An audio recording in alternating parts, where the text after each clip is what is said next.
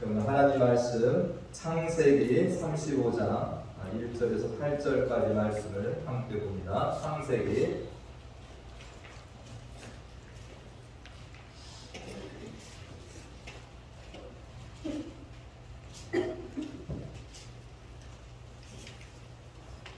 창세기 35장 1절에서 8절까지 말씀. 다 찾으신 줄 알고 우리 말씀을 우리 교독해서 읽겠습니다. 제가 먼저 한 절, 성도님들이 다음 절 읽겠습니다. 하나님이 야곱에게 이르시되 일어나 베델로 올라가서 거기 거주하며 내가 네 형 에서의 낯을 피하여 도망하던 때에 내게 나타났던 하나님께 거기서 제단을 쌓으라 하신지라. 야곱이 이에 자기 조상들과 자기와 함께하는 모든 자에게 이르되 너희 중에 있는 이방 신상들을 버리고 자신을 전멸하고 너희들의 목을 바꾸어오리라. 우리가 일어나 베델로 올라가자 내 환난 날에 내게 응답하시며 내가 가는 길에서 나와 함께하신 하나님께 내가 거기에서 제단을 쌓으려 하노라 하매 그들이 자기 손에 있는 모든 이방 신상들과 자기 뒤에 있는 이고리들을 야곱에게 주는 자라. 야곱이 그것들을 세게 훔쳐서 상명하게 하고 그들이 떠났으나 하나님이 그 사면 고을들로 크게 두려워하게 하셨으므로 야곱의 아들들을 추격하는 자가 없었더라. 야곱과 그와 함께한 모든 사람이 가나안 땅 무수고 그들에게 이르고 함께 읽습니다.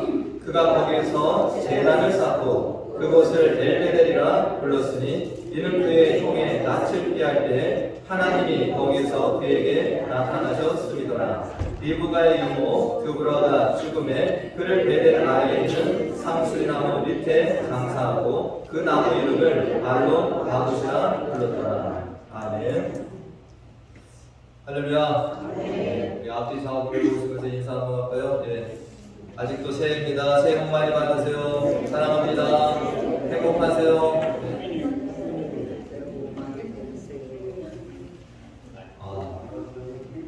오늘만 갖다도 감사하겠습니다. 앞뒤 좌우를 보시니까 보실 분들이 많죠. 네. 네, 우리 신한나 집사님 그동안 또 불편해서 노래 이렇게 안전하고 오셔서 너무 감사합니다. 지금 새해가 되어서 우리가 하나님 앞에 연초부터 말씀을 드리지만 이 새해 동안에 우리들이 특별한 다른 계획들보다도 먼저 할 일이 뭡니까? 우리의 본분을 다하자. 우리의 본분이 뭐라고 그랬습니까? 하나님을 예배하는 거다. 이것을 계속 강조하고 있습니다. 그래서 지난주에도 예배에 대한 말씀, 오늘도 예배에 대한 말씀을 살펴보고자 하는데 제가 예전에 우리 교회 주보를 살펴보다 보니까 2017년도 주보에 저의 전임이었던 이인수 목사님도 이 예배 캠페인이라는 걸 하셨더라고요. 기억하실 분들은 계신지 모르겠어요. 근데 이렇게 한 4주인가 5주에 걸쳐서 이렇게 쭉 하나씩 매주마다 광고를 내셨더라고요. 제가 정리를 해봤습니다. 네, 이게 저희 교회 6년 전에 있었던 예배 캠페인이에요. 네. 첫째가 뭡니까? 예배가 안으로는 음식물을 들여오지 않습니다. 이게 첫 번째였고요. 두 번째가 예배 중에는 돌아다니지 않습니다. 네. 세 번째, 예배에는 참석하는 것이 중요합니다. 네. 찬송은 힘껏 부르는 겁니다. 네. 목사만 찬양하는 게 아니고 찬양대만 하는 게 아니라 찬송은 누가 하는 겁니까? 모두가 함께 힘껏 부르는 거예요. 네. 예배는 하나님과 나와의 개인적인 겁니다. 함께 모여서 예배드리지만 예배는 그렇게 개인적인 거예요. 이 안에 지금 50명이 모였다 할지라도 하나님은 누구의 예배는 받으시고 누구의 예배는 안 받으실 수 있습니다. 그렇기 때문에 내가 사람 보고 예배하는 것이 아니고 누구 보고 예배하는 겁니까? 하나님 보고 예배하는 거예요. 찬송 드릴 때 힘껏 하셔야 돼요. 내가 하나님을 사랑하는 마음으로 기도할 때도 여러분들 가만히 계신 거 아닙니다. 앞에 제가 누차 강조하지만 대표 기도자가 아니에요. 기도 인도자라는 겁니다. 그럼 앉아 계신 여러분들도 같이 기도하는 거예요. 네, 그래서 그런 의미를 했던 것 같고요. 예배자는 기도로 미리 준비합니다. 네, 목사만 이 예배를 준비하는 게 아니라는 거죠. 예배 순서 맡은 자들 엄청 중요해요. 네. 유권사님이 이번 주에도 목사님 기도 준비하는 거 너무 힘들어요. 일주일 내내 신경 써요. 목사는 맨날 그렇게 삽니다. 저도 설교 맨날 하지만 맨날 신경 쓰여요. 어제 밤에도 제가 고민하다 새벽에 와서 다시 이거 다 고쳤어요. 지원이한테 너무 미안해요, 제가. 네. 번역하는 친구가 다 해놨는데 제가 바꿔버렸어요. 네. 예배자는 누구라도 기도로 준비해야 되는 것처럼 성도님들도 예배를 위해서 기도로 준비하고 와야 되는 겁니다. 목사만이 아니에요. 주일 예배에서 담임 목사를 예배해 주십시오. 이게 마지막이었더라고요. 네. 그래서 뭐 예배 목사가 중요한 뭐 다는 아닙니다. 그러나 또 목사는 맨날 예배 인도하러 나오잖아요. 네. 그러니까 목사가 예배 인도하는데 힘들게 되면은 그날 예배는 사실 힘든 게 사실이죠. 그래서 저도 이런 기억이 있습니다. 제가 우리 교회에서 이런 일이 한 번도 없었어요. 감사합니다. 근데 제가 이전에 다른 교회에 있을 때 강례상 올라가려고 딱 사무실을 나오는데 어떤 분이 사무실을 찾아오셨어요. 똑똑똑. 아, 네. 목사님 드릴 말씀이 있는데 지금 예배 시간인데 다음에 하시면 안 될까요? 지금 꼭 드려야 되겠습니다. 아, 급한 거구나. 네. 예, 그 말씀해 주십시오. 저를 뒤집는 얘기를 하셨어요. 그 예배 시간 10분 전에. 그러면 제가 올라가서 예배를 드릴 수 있을까요? 없을까요? 그래서 그날 예배 죽 썼습니다. 제가 설교를 뭘 했는지 하나도 기억이 안 나요. 그분 얘기만 생각이 나요. 아, 이거 막아야 되는 거구나. 내가 예배 시간 올라가기 전에는 정말로 이거 조심해야 되는 거구나. 그래서 제가 그 이후부터는 아무도 얘기를 하지 않았어요. 끝나고 나서 얘기를 하는 거예요. 그래서 최고 힘든 사람이 누구겠습니까? 제 아내. 저한테 하고 싶은 얘기가 있겠어요? 없겠어요? 불평불만이 많죠, 그죠? 근데 금요일날, 토요일날 저 경주를 넣으면 제가 설교를 하겠습니까? 못하겠습니까? 까먹어버린대요. 월요일이 되면 새까맣게 잊어버린대요. 제가 감사하다고 그랬죠. 너무 감사합니다. 그래서 예배는 누가 혼자서 명령해서 잘 드릴 수 있는 게 아니고 서로 기도해주고 서로 배려해야 되는 것입니다. 할렐루야. 이 개념으로 우리가 서로를 바라봐야 돼요. 나는 예배 잘 드리고 나는 혼자 신앙생활 잘할 수 있으니까 걱정 없다. 근데 내 상대방은 나에게 상처 입고 예배 못 드리게 하면 여러분들 그거 얼마나 큰 죄를 짓는 거예요? 여러분들이 그런 권한이 없습니다. 그 사람도 하나님 앞에 예배를 드려야 돼요. 그러면 내가 그 사람을 배려해주고 잘 드릴 수 있도록 도와주는 역할이 우리들의 일이지, 나는 뭐 상관없어. 난 예배 잘 드릴 수 있는데 니는 이렇게 하면 안 돼요. 그래서 저는 우리 교회가 이걸 지켜보니까 다 잘한 것 같아요. 할렐루야. 우리 교회 음식을 들어보신 분 한 분도 안 계세요. 네. 예배 잘 참석하시고 정말 제가 이걸 보면서 야, 우리 교회가 이게 6년 전의 일인데 정말 많이들 바뀌었구나. 네. 하나님 앞에 감사합니다. 그래서 우리는 좀 업그레이드가 되고 있는 거예요. 우리 이제 요 수준에서 벗어나서 뭐로 가는 겁니까? 예배도 깊이로 지금 들어가고 있는 중이에요. 네. 그렇게 자라나야 되잖아요, 우리가. 6년이 지났는데 아직까지 제가 이 설교를 똑같이 해야 된다. 좀 돌아다니지 마십시오. 떠들지 마십시오. 예배 시간에 좀 정확하게 좀 보십시오. 맨날 제가 6년이 지나고 10년이 지나도 이 얘기만 하고 있는 우리 교회는 뭐 하는 교회예요? 여전히 어린아이 교회에서 머물러 있는 것밖에 되지 않는다라는 거예요. 감사한 거예요. 이 단계를 벌써 훨씬 지났습니다. 제가 몇 주 동안 너무 행복하다고 지금 말씀을 드리는데 뭐 특별한 제가 기도한 것도 없어요. 근데 2023년이 되니까 왜 이렇게 성도님들이 오시는지 좀 감사해요. 할렐루야. 이건 사람이 하는 일이 아니에요. 하나님이 하시는 일. 근데 죄송하지만 저에게 걱정도 조금 있습니다. 걱정이 뭘까요? 하나님이 일하시면 누구도 일을 해요? 사탄도 똑같이 일을 해요. 여러분들 내가 신앙을 좀 업그레이드 하려고 내가 하나님과 더 가까이 지내려고 기도하고 말씀 보고하면 누가 역사를 하는지 아세요? 사탄도 역사를 해요. 왜? 하나님과 친밀해지는 걸 방해하려고. 그게 되면 최고 싫은 거야. 하나님은 우리한테 좀 더 가까이 내가 너와 사귀고 싶어, 너의 예배를 내가 받고 싶다라고 하는데 이 사탄은 뭐 하는 거예요? 방해하는 거야. 나와 하나님과의 관계를, 우리 공동체를 이걸 깨는 역할을 하려고 하는 거예요. 제가 지난주에 우리 아이들 성경 공부 지도를 하기 위해서 제가 조지신학책을 다시 보고 있습니다. 제가 봤던 책은 너무 딱딱해요. 그래서 웨인 그루덴이라고 하는 사람이 요즘 시대를 읽으면서 편하게 좀 쓴 책이 있더라고요. 제가 우리 아이들과 조금 더 접근하려고 그 책을 다 읽고 있는데 거기에서 이런 표현이 나왔습니다. 저도 실수를 하는 거예요. 저도 성도님들한테 마귀한테 사로잡히지 마세요. 이 표현을 저도 씁니다. 그런데 그 웨인 브로덴이라는 조직신학자가 뭐라고 표현하고 있냐면 우리들이 마귀에게 사로잡힌다라는 표현을 쓰는데 이 부분에서 개인의 의지가 완전히 마귀에게 정복당해서 그에게 옳은 것을 택하고 하나님께 순종하기를 택할 수 있는 의지가 없다. 이렇게 완전히 정복당한다라는 표현은 틀리다라는 거예요. 우리 그리스도인들은 마귀에게 완전히 정복당하지 않는다라는 겁니다. 할렐루야. 네. 저도 힘을 얻었어요. 그렇구나. 마귀에게 우리가 완전히 정복당하는 것은 있을 수가 없는 일이에요. 왜? 누가 붙들고 계시기 때문에 하나님을 붙들고 계시는 거예요. 그래서 이 학자는 이런 표현을 썼습니다. 그리스도인이 마귀에게 사로잡히지는 않지만 사로잡히지는 않아요. 그러나 대부분의 그리스도인들은 신자들의 삶에 여러 차원의 마귀의 공격과 영향력이 있음에 동의할 것이다. 동의하십니까? 동의하셔요? 안 하셔요? 다시 대부분의 그리스도인들 신자들의 삶에 여러 차원의 마귀의 공격과 영향력은 있다라는 거예요. 마귀가 때로는 강하게 때로는 약하게 신자들도 마귀의 공격을 받을 수 있다라는 겁니다. 여러분들 인정하세요 안 하세요? 하잖아요. 저도 매일 공격을 당하잖아요. 저도 매일같이 힘들어요. 네. 왜 그렇습니까? 사단이 저를 쓰러뜨리 넘으려고 하니까 집에서도 일어나고 밖에 나가서 운전하다가도 일어나서 막 저를 뒤집어 놓습니다. 그러면 제가 눌리면 어떻게 돼요? 힘들어요. 반응을 일으키면.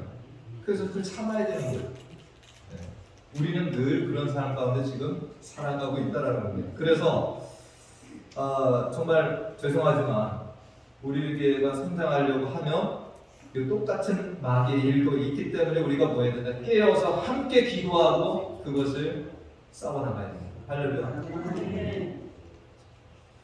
저는 2023년이 되어서 목사로서 우리 성도님들이 정말 하나님을 잘 예배하기를만 바랍니다. 제가 우리 성도님께 다른 바람은 없어요. 네. 목사로서는 성도님께 유일한 바람이 뭡니까? 여러분들 잘 하나님을 예배하면 저 끝이에요. 여러분들이 하나님과 친밀해지는 것 이상으로 저에게 소원은 없습니다. 네. 그거 아니면 저는 여기 있을 이유가 없어요, 제가. 네. 저는 하나님과 여러분 사이에 중개자 역할을 하는 거지, 그런 어떤 역할들을 제가 여기서 하고 있는 거지, 제가 뭐 여기에서 어떤 부귀영화를 누리고 제가 그런 바람이 전혀 없다는 것 이해해 주시기 바랍니다. 저는 우리 성도님들 올해 예배를 잘 드리면서 하나님과 더 가까워지기를 진심으로 원하고 있습니다. 오늘도 이 말씀이 야곱이 회복된 예배를 하나님께 드리는 그것을 오늘 함께 말씀을 나눠보고자 합니다. 여러분 야곱이라는 인물을 잘 아시죠? 출애굽기 3장 말씀을 보니까 이 모세라는 인물이 있어요. 근데 모세가 하나님 앞에 부르심을 받습니다. 근데 하나님께서 이 호렙산의 떨게나무 불꽃 가운데 나타나셔서 이 모세에게 자신을 어떻게 드러내시냐면 이렇게 드러내셔요. 나는 네 조상의 하나님인데 누구의 이름을 거론합니까? 보세요. 나는 아브라함의 하나님, 이삭의 하나님, 야곱의 하나님이라는 거예요. 대단하지 않습니까? 누가 이름이 들어갔어요? 아브라함, 이삭, 야곱이에요. 자, 우리가 아브라함, 이삭까지는 우리가 이해가 가지만 원래 야곱의 이름에는 누가 들어가야 되는 거예요? 야곱은 쌍둥이잖아요. 그 형 에서가 있어요. 혈통으로 따지자면 누구의 하나님이 돼야 되는 거예요? 아브라함의 하나님, 이삭의 하나님, 에서의 하나님이 돼야 되는 거예요. 근데 에서가 아니라 누가 들어갔습니까? 야곱이 들어가 있다는 거예요.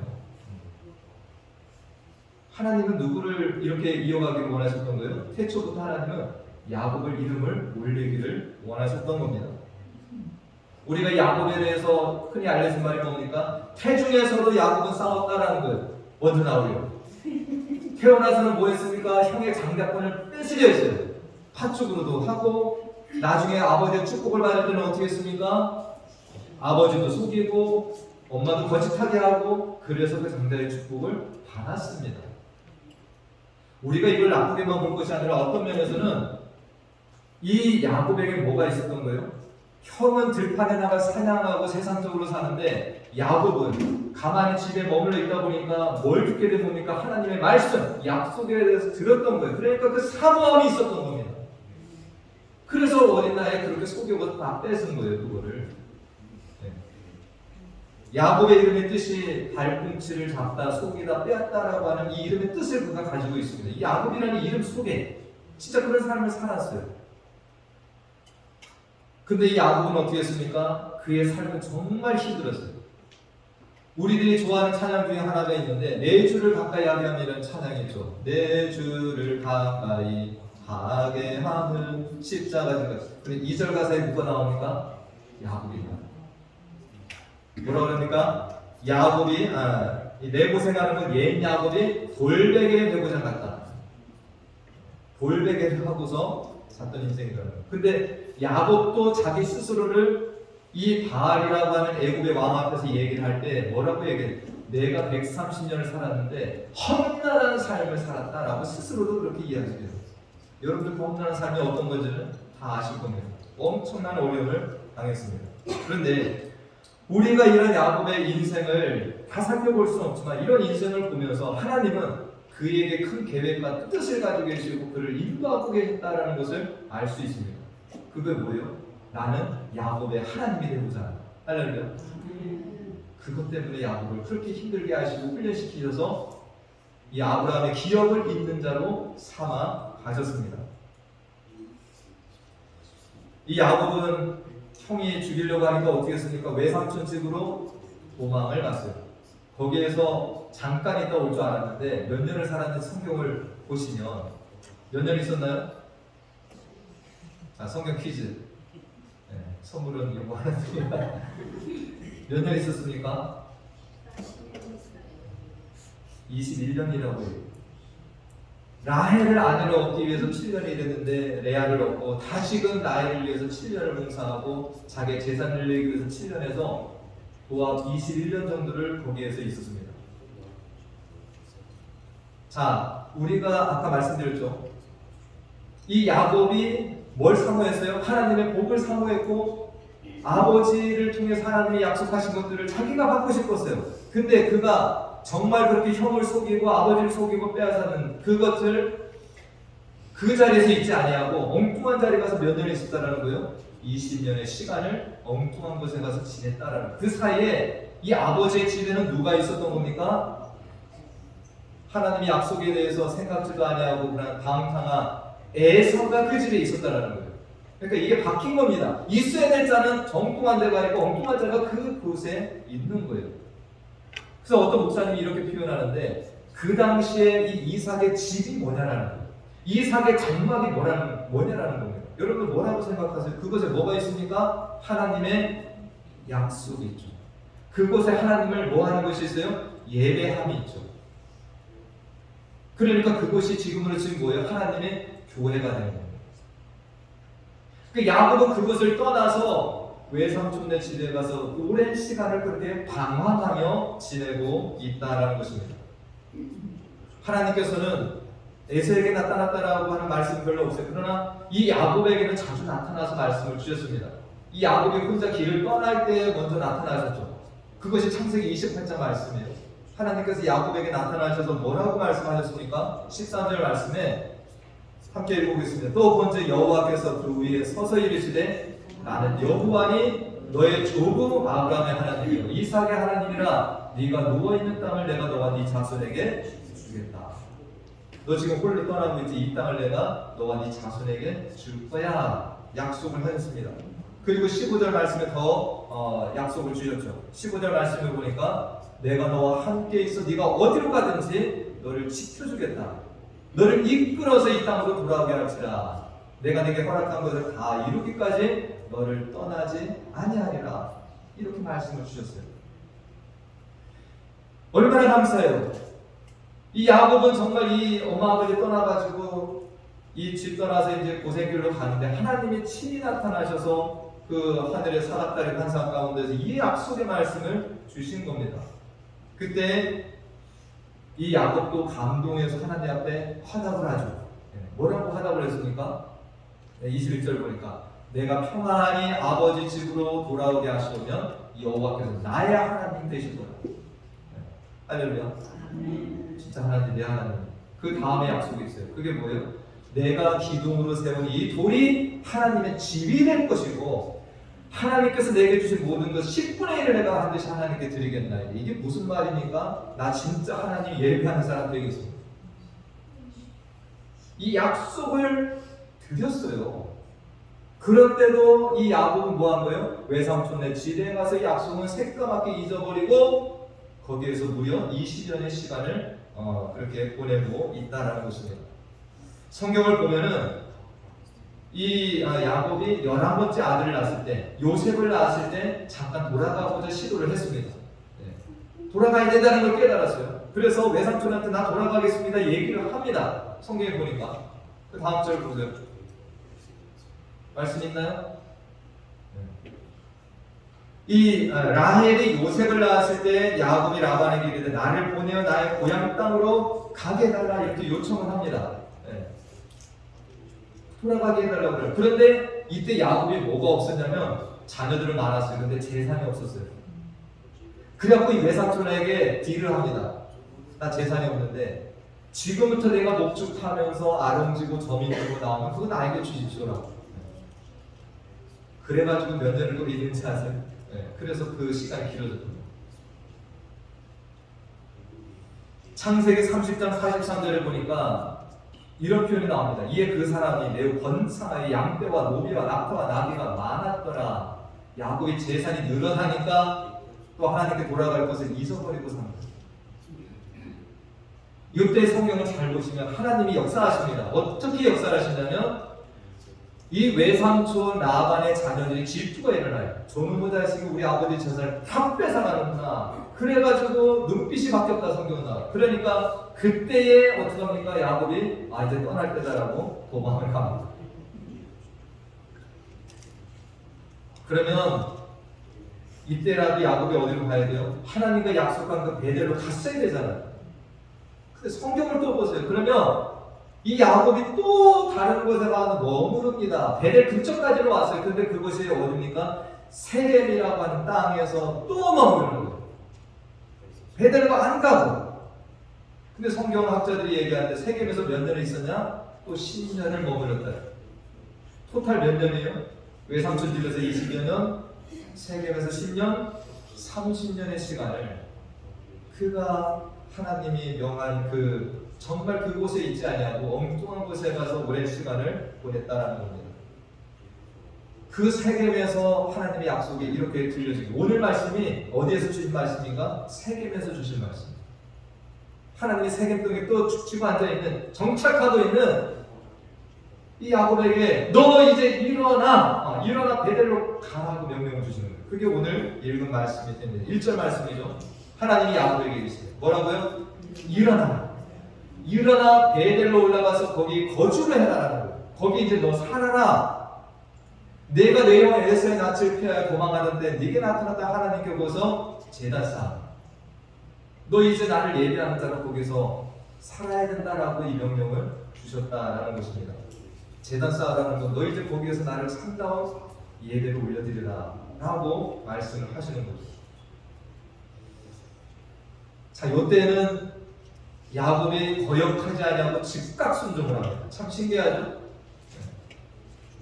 즉각 순종을 해요. 그래서 하나님이 주신 말씀들을 합니다. 너희 중에 이방 신상들을 버리고 자신을 정결하게 하고 너희들 의복받고 입으라. 하나님이 말씀하신 대로 다 따라합니다. 이것들을 다 야곱이 순종을 하고 야곱이 결단을 하죠. 오늘 3절 말씀을 보니까 야곱이 결단을 합니다. 이제 내가 다른 데로 배회하지 않으리. 이제 내가 정말 베델로 갈 때가 됐다라고 결단합니다. 3절 말씀 다 같이 읽어보겠습니다. 시작. 우리가 일어나 베델로 올라가자. 내 환난 날에 내게 응답하시며 내가 가는 길에서 나와 함께 하신 하나님께 내가 거기서 제단을 쌓으려 하노라. 할렐루야. 우리라는 거죠. 우리. 야곱만 올라가는 게 아니에요. 이 야곱에게는 벌써 4명의 아내가 있고 또 여러 명의 자식들이 있고 노비들도 있습니다. 함께 올라가는 거예요. 여러분들 성경 읽다 보면 그 야곱이 사랑하는 아내 라헬이 뭘 숭배했습니까? 아버지가 섬기는 우상 드라빔을 가지고 나왔던 일이 있습니다. 우상 숭배 저도 있는 거예요. 그렇게 야곱은 우리가 올라가야 된다는 거예요. 나만이 아니라 우리 다 같이 이제 베델로 올라가서 하나님을 예배하는데, 그러려면 해야 되는 게 뭐예요? 우상들 다 버려야 된다. 너희들 정결하게 해야 된다. 의복을 바꿔 입어서 완전히 새롭게 올라가야 된다라고 이 결단을 하고서 이제 올라가는 것입니다. 하나님이 여기에도 개입을 하셨어요. 야곱이 세겜에서 하나님 말씀하신 것에 바로 순종하는 이유가 어디에 있냐? 그 앞에 34장에 있습니다. 34장 사건이에요. 34장에 무슨 일이냐? 야곱이 세겜 땅에서 10년을 머무르는 동안에 세겜의 추장이 이 딥나 야곱의 딸을 사랑해서 그렇게 부끄러운 일을 하는 일이 있습니다. 그 일로 인하여서 이 야곱의 두 아들 시므온과 레위가 칼을 빼들고 세겜에 있는 모든 남자들을 다 죽이는 사건입니다. 그러니까 야곱은 하나님을 예배하는 자고 아브라함과 이삭의 뒤를 이어서 하나님을 예배하고 영광을 드러내야 될 자인데, 거짓으로 이 세겜 사람들을 다 남자들을 죽이는 일들을 했다라는 겁니다. 이 일로 인하여서 야곱은 생명의 위협을 받고 주변 나라들이 이전에 야곱을 공격 대상으로 삼습니다. 이런 찰나에 누가 나타나신 거예요? 하나님이 나타나셨어요. 그래서 너 베델로 이제 올라가. 그러니까 야곱이 즉각 순종을 하게 된 겁니다. 하나님이 이렇게 간섭을 하죠. 여러분들도 예배를 원하십니다. 하나님께서 예배 자리에 나아가라고 하는데 안 나가게 되면 하나님이 이런 식의 개입도 하실 수 있는 하나님이 되시는 거예요. 할렐루야. 뭐 제가 협박하는 것 같이 느끼시는, 아닙니다. 저도 그런 걸 당했어요. 저도 그런 일을 당했어요. 하나님을 제대로 예배하지 않으면, 목사님 저도 뭐 하나님을 가만히 두시겠어요? 하나님께서는 아브라함의 하나님이 되기를 원하셨고, 이삭의 하나님이 되기를 원하셨고, 누구의 하나님이 되기를 원하셨어요? 야곱의 하나님이 되기를 원하셨어요. 야곱을 통해서 영광 받기를 원하셨어요. 여러분들은 지금 누구의 자녀입니까? 아브라함의 자손들이죠. 뭐 안에서? 믿음 안에서. 여러분들이 마태복음 1장을 잘 보세요. 아브라함과 다윗의 자손 예수 그리스도의 세계라. 저는 마태복음 1장 너무 사랑해요. 적고요, 엄청난 비밀이 있습니다.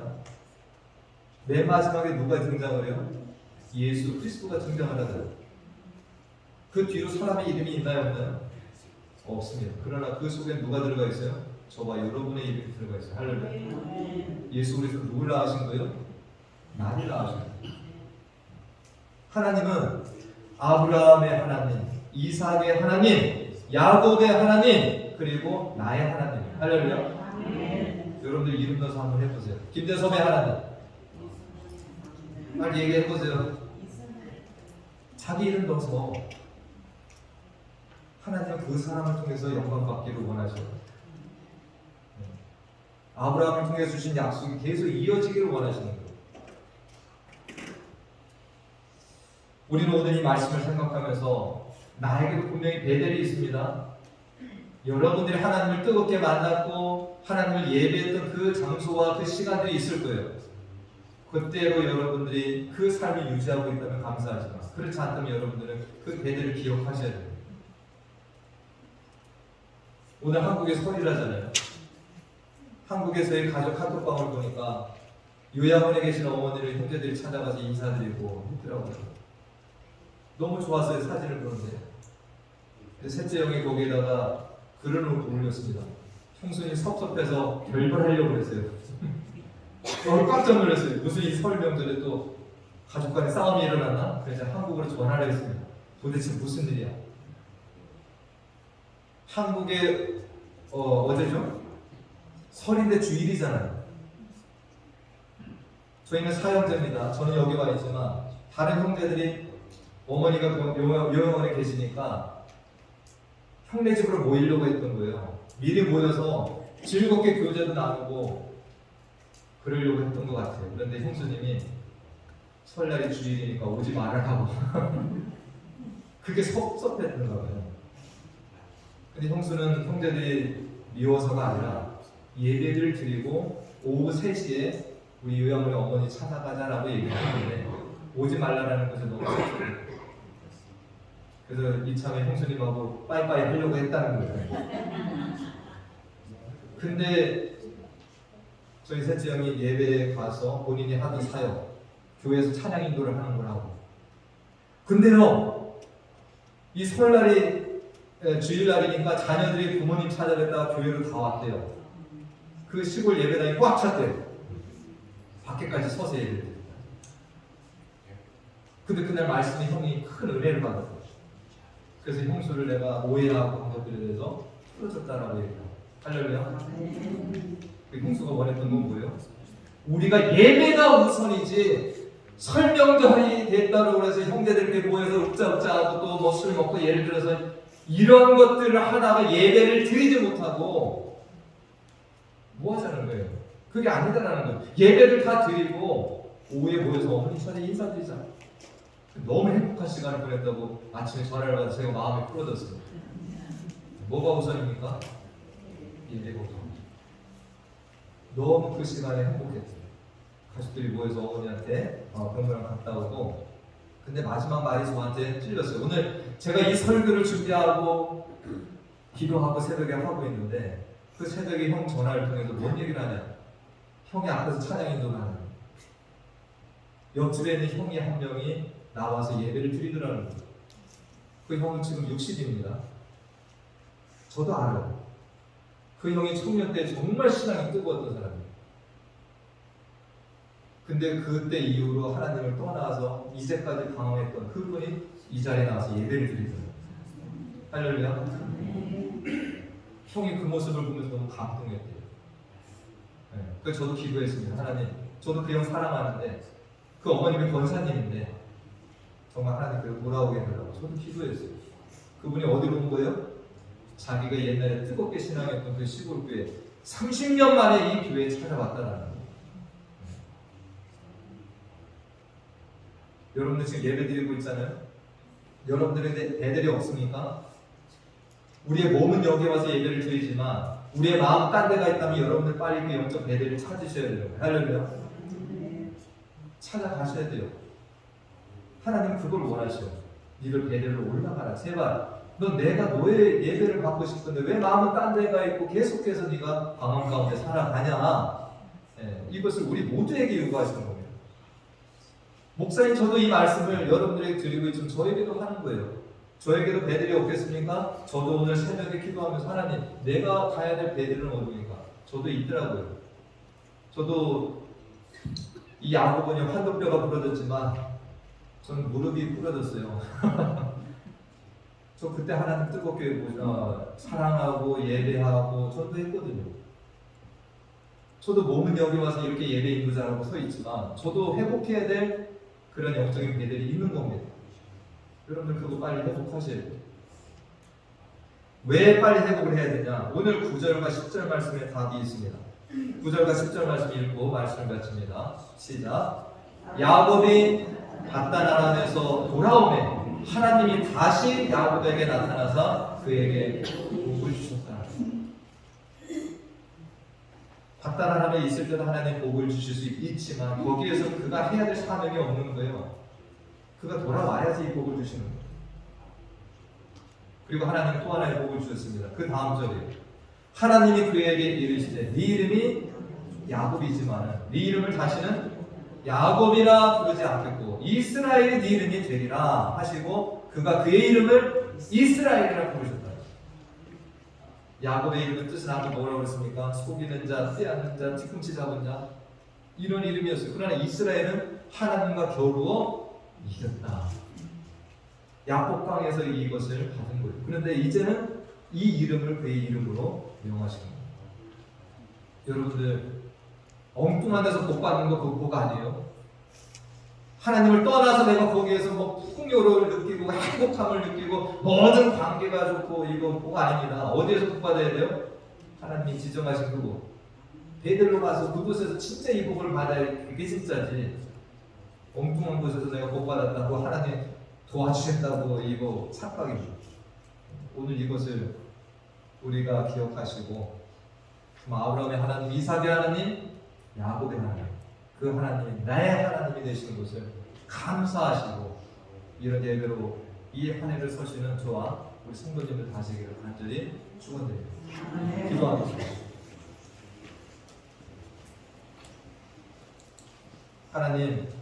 하나님께서는 야곱을 아브라함과 이삭을 잇는 약속의 계보를 잇는 자로 택하셨습니다. 그러나 오랜 시간 야곱이 자신이 있어야 할 자리가 아닌 딴 길에 서서 사명을 망각하고 예배 사명을 잊고 지낼 때 그를 찾아가서 내 형 에서의 낯을 피하여 도망하던 데 나타났던 하나님께 제단을 쌓으라고 명령하셨습니다. 우리들도 오랜 시간 예배를 드렸지만 배들의 감격과 배들의 약속을 잊어버리고 예배 생활하고 있다면 오늘 야곱에게 주신 이 말씀을 되뇌이며 배들의 예배, 배들의 기쁨과 감격을 회복하는 예배자들 되게 하여 주시옵소서. 그동안 자신의 사명과 참다운 예배를 잊고 지냈던 야곱이지만 베델로 올라가라는 말씀을 깨달은 야곱이 결단하고 또 우상과 이 모든 것들을 버려버리고 올라가서 예배를 드린 사건을 기억하며 우리도 이 새해 이런 결단을 가지고 또 야곱과 같은 예배를 올려드리며 사는 복된 새해가 되게 하여 주시옵소서. 그리하여서 우리 모두가 하나님이 복 주시는 또 예배자들 또 회복되는 우리 가정들이 되게 인도해 주시길 원하고 예수님의 이름으로 기도하옵나이다. 아멘.